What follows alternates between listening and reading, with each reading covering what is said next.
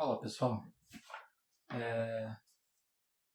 da aula passada que a gente comentou sobre trabalho e energia, falamos um pouquinho sobre potência. Para a aula de hoje ficou conversar sobre eficiência e partir para os exercícios relacionados à matéria. Tá? Então a gente hoje vai ver como que a gente define eficiência.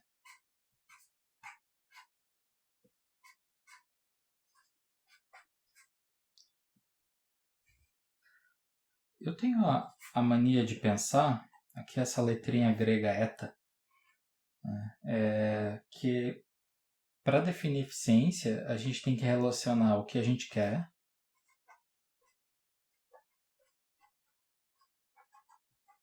pelo que pagamos.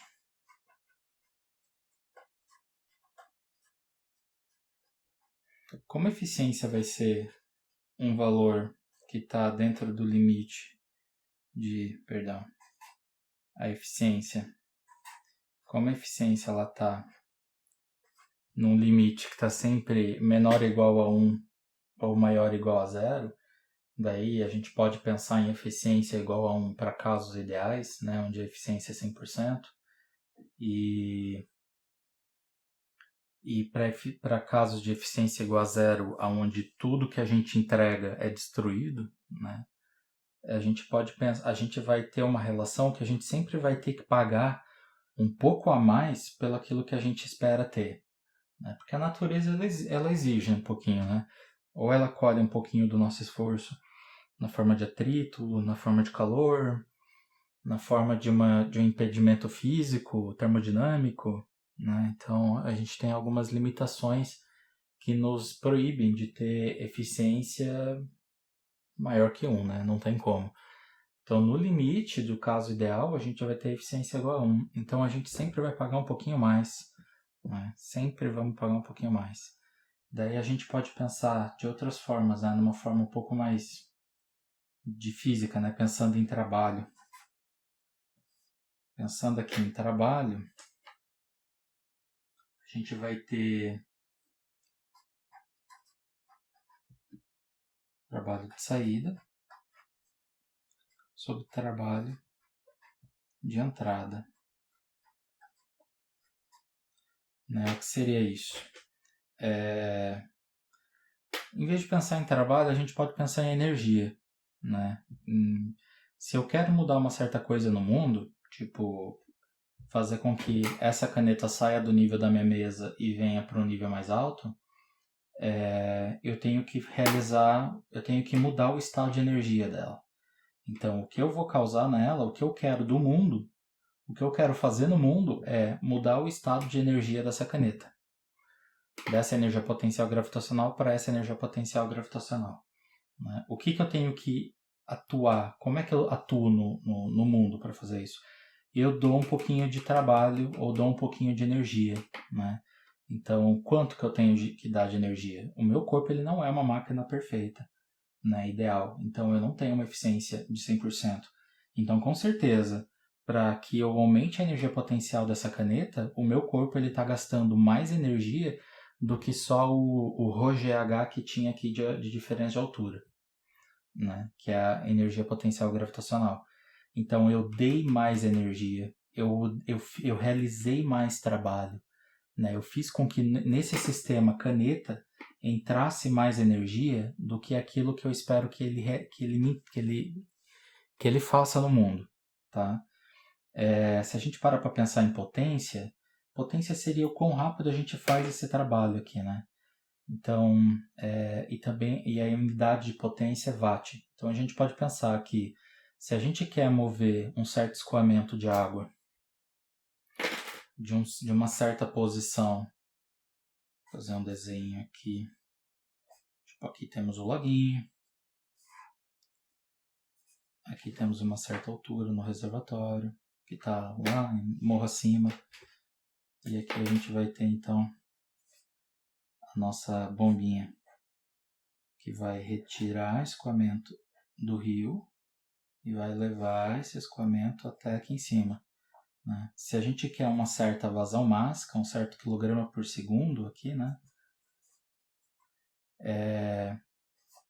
de massa subindo quanto? Subindo um certo, vou colocar aqui uma variação de energia mecânica, é um ρgh, né? E isso aqui vai ser dado em kJ por quilograma, já fica melhor, tá? kJ por quilograma. Eu quero fazer na água uma variação ρgh, né? Porque ρ é a densidade da água, g é a gravidade, e o H é o quanto a água tem que subir. Isso aqui é a energia potencial da água. Eu quero dar para ela essa quantidade de energia potencial para que ela saia desse nível e venha para o nível alto, certo? Só que isso aí vai depender quanto eu quero fazer isso. Eu quero fazer isso com que vazão de água? Eu quero fazer isso com uma certa vazão M ponto. Então, eu posso pensar na potência como sendo o M ponto vezes a variação de energia mecânica. Porque aqui eu vou ter o quê? Eu vou ter quilograma por segundo que multiplica kJ por quilograma, né? Então, no fim das contas, eu vou ter aqui um certo quilowatt. Beleza, então eu sei que no mundo o que eu quero fazer é dar tantos quilowatts para essa água subir morro acima com uma certa vazão. Eu tenho que desempenhar uma certa potência em quilowatt, né? Isso aqui eu vou dizer então que é a potência de saída. É o que eu quero que mude no mundo, é o que eu quero fazer no mundo, né? O que vai mudar no mundo? Vai mudar que a minha água ganhou essa certa energia potencial gravitacional. O que eu tenho que pagar para isso? Eu vou ter que pagar uma potência minha, né? Que pode ser uma potência elétrica, né? Então pode ser aqui uma potência elétrica para que a minha bomba realize essa potência de saída. Quanto que vai ser isso? Não sei. Eu sei que a eficiência vai ser algo menor que 1. Então, vai ser, digamos, um 0,8. É um valor que geralmente eu uso. Potência elétrica.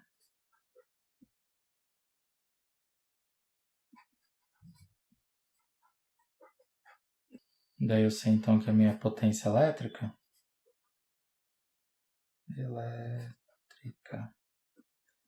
vai ser algo... Então, essa minha potência elétrica ela vai ser maior do que a potência que eu quero realizar no mundo, né? Eu tenho que exercer, eu tenho que entregar uma certa potência maior, né? Então, isso aqui pode ser uma forma de eletricidade. Isso é um exemplo mais tranquilo de a gente imaginar, né? De a gente ter que ligar uma bomba para realizar um certo trabalho, né? Eu acho um exemplo mais fácil de pensar. Mas a gente pode pensar em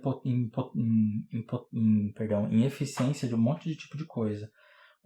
Qual é a unidade da eficiência? Aqui a gente tem quilowatt por quilowatt. A gente vai terminar com uma unidade vazia, tá? Eficiência é uma grandeza adimensional, ok? Ele não tem unidade atribuída. Então, para a gente pensar nesse tipo de eficiência, eu entendo que cada área de estudo vai inventar, eu penso que é invenção, tá? Vai inventar a sua forma de eficiência e vão combinar que é aquele jeito que eles vão conversar, né? Então, por exemplo, o pessoal da refrigeração, eles têm um COP, que é o coeficiente de performance, né? Ou caso alguém enche o saco dizendo que performance é uma palavra que não existe em português, daí a gente pode pensar em coeficiente de desempenho, tá? Mas lá na refrigeração, eles têm o COP, tá? Que é a capacidade de refrigeração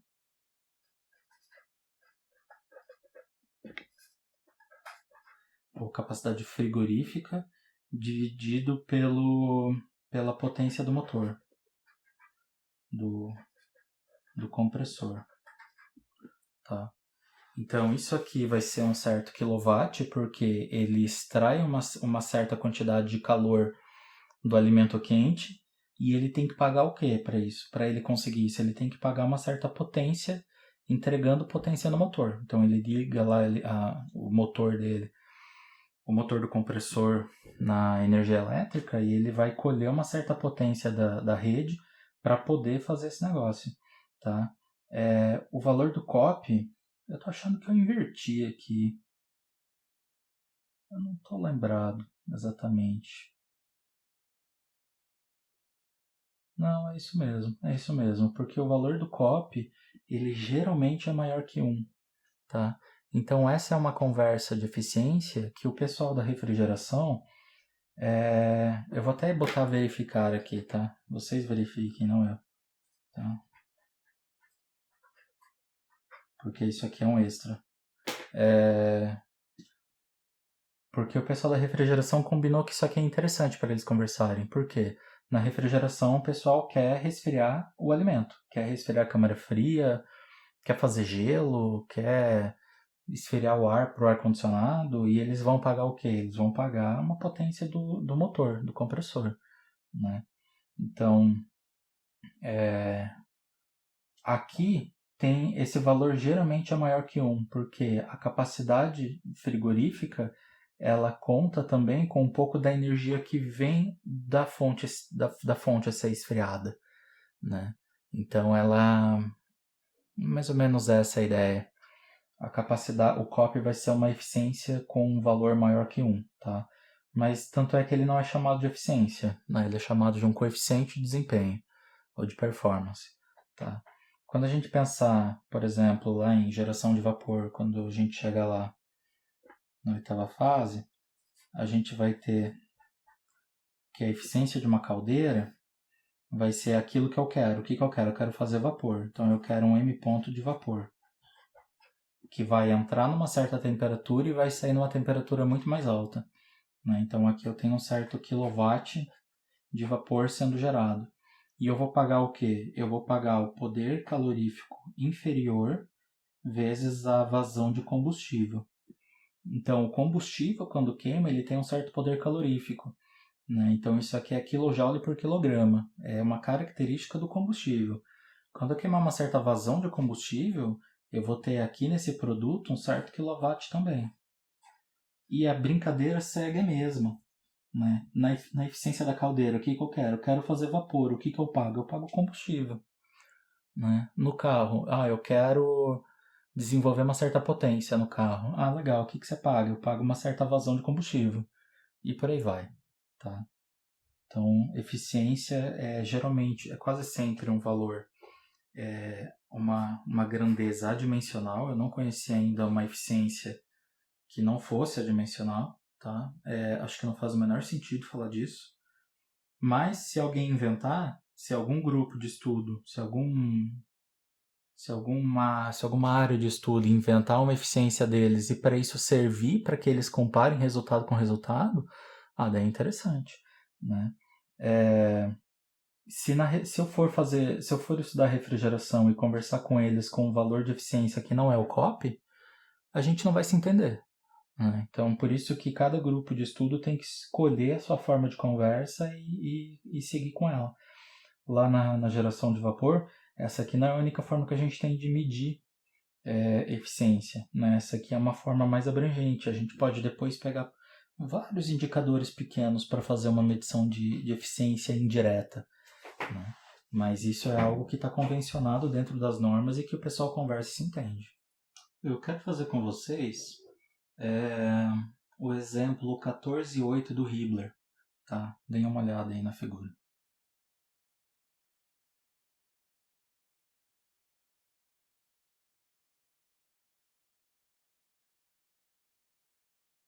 Qual que é a ideia aqui, pessoal? A gente vai colocar coordenadas em ponto fixo, né, no sentido de onde o comprimento cresce. Então, a partir desse ponto aqui, se esse corpo C descer, essas cordas aqui vão crescer. E a partir desse ponto fixo aqui, caso o motor enrole, quando o motor enrolar isso aqui, esse ponto P ele vai se deslocar para cá e vai ter um aumento dessa seção aqui. O que eu fiz aqui? Por que eu risquei tudo? Porque quando a gente vê um motor, a melhor forma que a gente tem que fazer é corta e risca tudo, tá? Corta fora. Então agora eu posso imaginar que eu pego esse ponto P aqui e puxo ele para onde eu quiser, tá? Fazer uma seção de corda bem longa, ok? Como é que a gente usa, como é que a gente faz para descrever essas seções aqui? Esse comprimento aqui eu vou chamar de XC e esse comprimento aqui eu vou chamar de XP, ok? Então, como é o comprimento total da corda agora? Corda 1 porque só tem uma corda, tá? Então eu tenho um comprimento XC, outro comprimento XC e eu tenho um comprimento XP mais o que tiver de constantes igual ao L1. Ah, o que são essas constantes aí? Ó? Que nem isso aqui é uma constante, essa curvinha, porque esse comprimento de corda existe, só que ele nunca muda. Tá? Esse aqui também, e nesse caso, esse aqui também. Só que como ele está para lá da referência, ele nunca muda também. Né? Se ele mudar é porque o brinquedo estragou, é porque o motorzinho foi puxado, o corpo foi puxado tanto para cima que passou do limite ali dos roldanos. Tá? Então se a gente for ampliar isso aqui agora, ou melhor, se a gente for derivar isso aqui no tempo, a gente vai ficar aqui duas vezes a velocidade VC, mais a velocidade P igual a zero, e duas vezes a aceleração C, mais a aceleração P igual a zero. Ok? O que esse exercício quer saber? Vamos lá olhar. O motor M do guindaste mostrado na figura, ele issa a caixa de 375 newtons, de maneira que a aceleração do ponto P é 1,2 metros por segundo. Vou crer que seja para cá, tá? Então, a aceleração de P é positiva em 1,2 metro por segundo ao quadrado. Isso aqui tem um peso de C, 375. Vamos lá. Determine a potência que tem que ser fornecida ao motor no instante em que P tem uma velocidade de 0,6 metros por segundo. Velocidade de P, 0,6. E ele pede qual é a potência. Potência do motor. Ok. Vamos desenvolver esse negócio. Por onde que a gente pode começar? A gente sabe que a aceleração do ponto P é 1,2 metros por segundo ao quadrado. Primeiro, vamos pensar em potência, né? Da aula passada a gente viu que potência era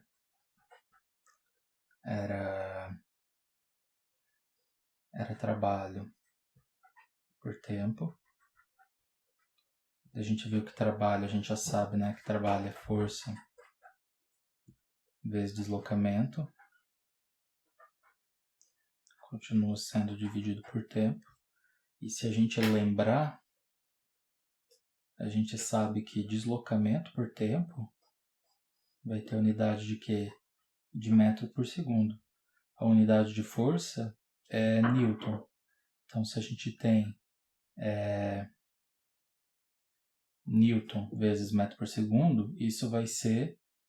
Aqui a gente tem força vezes velocidade. Então, força, potência também pode ser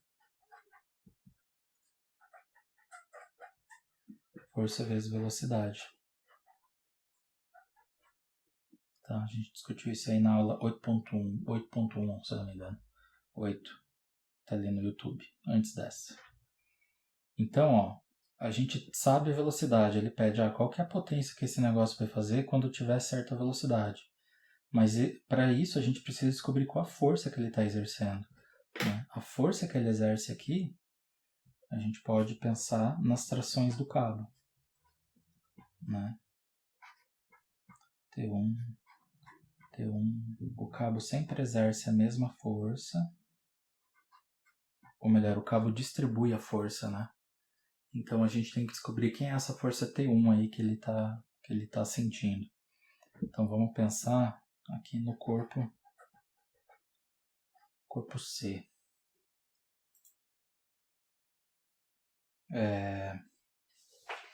Somatório de força em C igual a massa vezes a aceleração de C. Aqui é positivo para baixo, porque a gente está seguindo a referência. Ok? Quem faz força no corpo C? A gente tem menos 2T1, porque é são duas trações para cima, e para cima não é para baixo, né? Para baixo é positivo. A gente tem a força-peso dele aqui positiva, que a gente já sabe que é 375 quilos, perdão, newton.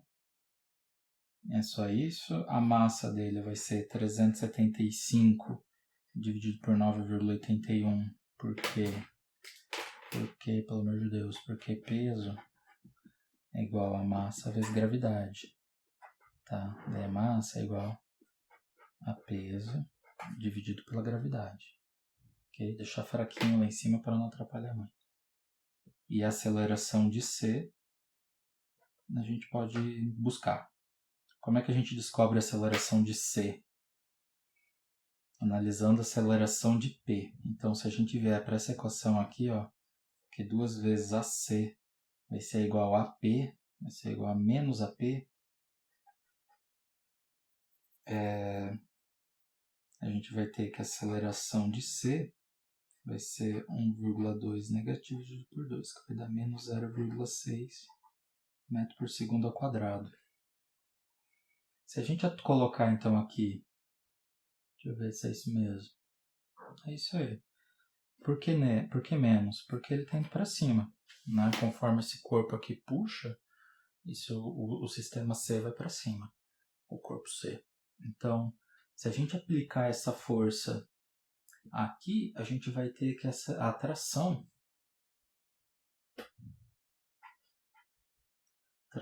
T1, 198,96 newton. Ok? Maravilha. Então agora tá de boa, né? Agora vamos buscar a potência. Potência vai ser essa força, que vai ser 198,96 vezes a velocidade dele de 0,6. Ok? Tem como realizar uma potência negativa? Se eu fosse uma máquina, eu ia ficar estranhado se alguém falasse, me faz um trabalho negativo aí, me gere uma energia negativa. É estranho falar isso. Mas o trabalho... Peraí, potência, então, só deixa eu terminar a unidade aqui. Potência vai ser watt. Então isso aqui é o que a gente mudou no mundo, tá? No mundo mudou o quê? Mudou que esse bloco subiu com uma certa velocidade de aceleração, tá? Se não existisse aceleração, a tração no cabo ia ser diferente, ok? Então, e a velocidade dele, sei lá, podia até estar parada em 0,6, estável, né? Mas a tração ia ser diferente, porque aqui nesse somatório de força, todo esse lado aqui ia ser igual a zero. Então a tração ia ser igual a metade do peso, ok? Não é o caso, tá? Não é o caso. A tração é diferente. Nesse caso aqui vai ser maior do que a metade do peso. Porque ele está puxando, né? Está acelerando o corpo para cima. O que eu estava falando? Sobre realização de potência negativa, né? Eu não gosto de trabalhar com potência negativa, com trabalho negativo até que vai, né? Trabalho negativo, aqui em MacGeral 2 a gente vai usar muito a ideia do trabalho negativo, que é o trabalho feito quando a força e o deslocamento estão em sentidos contrários. Então o trabalho negativo ele sempre vai acontecer quando a força estiver atuando contrário ao movimento, tá? Isso é trabalho negativo. Eu posso realizar um trabalho negativo, tá? Não é um problema. Isso é de boa. Então, se eu empurrar meu mouse para lá, eu estou fazendo um trabalho negativo, porque o meu mouse está com atrito para cá e eu estou empurrando ele para lá. Isso foi um trabalho negativo. Agora, desenvolver uma potência negativa, eu não gosto de pensar nisso, tá? Eu nunca tinha achado um autor que me desse embasamento para essa ideia, apesar que eu fiz isso a vida inteira e sempre deu certo, mas há um tempo atrás eu encontrei o Bejan com o livro Thermodesign Optimization e ele fala isso também. Ele também passa essa dica de trabalho dele, que é considerar todas as grandezas positivas. E isso eu estou pensando num ciclo termodinâmico, por exemplo, numa máquina térmica, né? Então, considerar todas as grandezas, todas as potências de trabalhos como se fossem positivos. E o que mudaria era se o trabalho ele entra ou se ele sai no sistema. Daí o que eu penso, eu tenho que dizer que tudo que entra vai ser igual a tudo que sai. Né? Tudo que entra vai ser igual a tudo que sai. Então, se eu pensar aqui, por exemplo, nesse motor, o motor, a gente tem um monte de motorzinho desse. A gente pode pensar nesse motorzinho como se fosse uma bomba lá na termodinâmica. Né? O que eu quero que esse motor faça para mim? Eu quero que ele realize no mundo uma certa potência de saída. Né? Que vai ser essa aqui. É o que vai mudar no mundo. É o que ele vai fazer no mundo. Esse motor vai fazer isso aqui. O que eu tenho que fazer para isso? Eu tenho que pagar uma certa potência de entrada. Certo? Uma certa potência de entrada. Que é o que eu quero pelo que eu pago. Aqui no meio vai ter uma eficiência. Né? Aqui no meio vai ter uma certa eficiência. Daí essa eficiência, ele até diz pra gente no exercício, faz parte do exercício, que a eficiência dele é 0,8. Não, 0,85. Né? Então, aquilo que eu quero é o que é a potência de saída. E aquilo que eu pago, eu vou chamar, sei lá, aqui de entrada. Então, fazendo as continhas aí, vai dar uma potência maior. Tá? A potência de entrada dele vai ser 140,4 watt. Ok? Aqui tem gente que vai gostar de dizer que eu tenho uma potência positiva ou uma potência negativa, e vai fazer um balanço, sei lá, que para mim parece um pouco estranho, mas eu prefiro pensar, e esse autor aí é o único que me deu esse embasamento aí, né, para poder dizer que alguém grande concorda comigo, então, ou melhor, que eu concordo com alguém grande, né. Então eu vou pensar, se eu for pensar num balanço de energia aqui, né, que vai ser um balanço de energia em watt, ou quilowatt, eu vou ter que a potência de entrada, na verdade vai ter que ser igual a potência de entrada, deixa eu pensar aqui, não vai poder ser igual. Não, então vai ser a potência de entrada mais, vai ser igual a potência de saída mais uma potência perdida. Tá? Daí eu posso pensar nisso. Então eu tenho que colocar uma certa potência de entrada, uns 140 watt. Eu tenho como potência de saída 119 watt. O que acontece com o restante? Ele se perdeu. Como? Na forma, sei lá, de calor. Tá? Posso pensar aqui no calor, um calor perdido. Tá? Que vai ser o quê? Vai ser a diferença desses dois aqui. Tem algum troço negativo aqui? Não tem. Não tem nenhum negócio negativo aqui. Não tem nenhum trabalho, nenhuma potência negativa. Tá? Nesse caso. Então, eu tenho o quê? Que tudo que entra vai ser igual a tudo que sai. E isso, para mim, é uma forma mais saudável, mais fácil de pensar, inclusive na primeira lei da termodinâmica, tá? Então, que isso aqui não deixa mecânica geral 2, quando trabalha com trabalho, eficiência, potência, a gente não deixa de pensar em balanço de energia, que eu acho que é algo que as nossas engenharias têm que pensar bastante. Ok. Acho que essa ideia foi até bem explorada. Gostaria que vocês fizessem o exercício 13.5 do BIR, tá? Deixa eu botar aqui.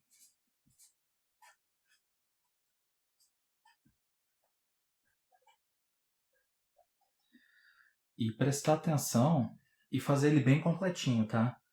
Fazer ele com velocidade constante, quer dizer que a aceleração é zero. Analisa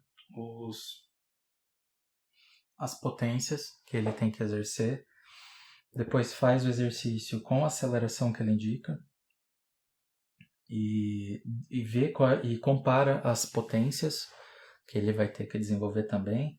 Compara as trações, ok? Compara a tração do caso acelerado com o não acelerado, discute por que um dá menor que o outro, ou um dá maior que o outro, tá? Em mente, eu gostaria que vocês mantivessem aí uma vivência que a gente tem na vida real, que é um elevador, tá? Quando a gente está num elevador e o elevador sobe, quando a verdade querer ficar onde ela estava, do jeito que ela estava. Então, o nosso corpo que estava com velocidade constante igual a zero, ele gostaria de permanecer, não gostaria, né? Mas a inércia diz que ele tenderia a ficar, né? Naquela condição até que alguma coisa, alguma força atue contra ele, né? Então, quando o elevador sobe acelerado, a gente se sente um pouquinho mais pesado. Tá? Se a gente tivesse uma balança no nosso pé e a gente ficasse analisando aquele valor, a gente veria que a gente iria ficar por um momento ali, ficar com um peso um pouquinho maior do que aquele que a gente de fato tem com aceleração zero. Tá? E quando o acelerador, quando o elevador ele para, quando ele vai parar, né, então ele tem que frear, então ele tem que acelerar para baixo, o nosso corpo seguia com velocidade. Ele não queria se mover, mas ele se moveu. Agora que ele se moveu, deixa movendo. Né? Então, a tendência do corpo que tem inércia é continuar se movendo naquela velocidade constante, até que uma força atue contrária sobre ele. Então, que força que vai atuar contrária? A força peso vai atuar contrária e vai segurar o corpo para baixo, né? Para que ele não saia flutuando ali com a velocidade que ele tinha pego anteriormente, né? Nessa condição, quando o elevador estiver parando lá em cima, a gente se sentiria um pouquinho mais leve, né? Porque o nosso corpo está com uma vontade de continuar subindo, mas ele tem que dar uma parada, né? Ele tem que parar. Mas a força normal na gente diminui um pouco, ok? A força normal no nosso pé. Esse é o motivo mantenham isso em mente e analisem as trações nesse exercício 13.5, tá? Com os corpos acelerados e não acelerados.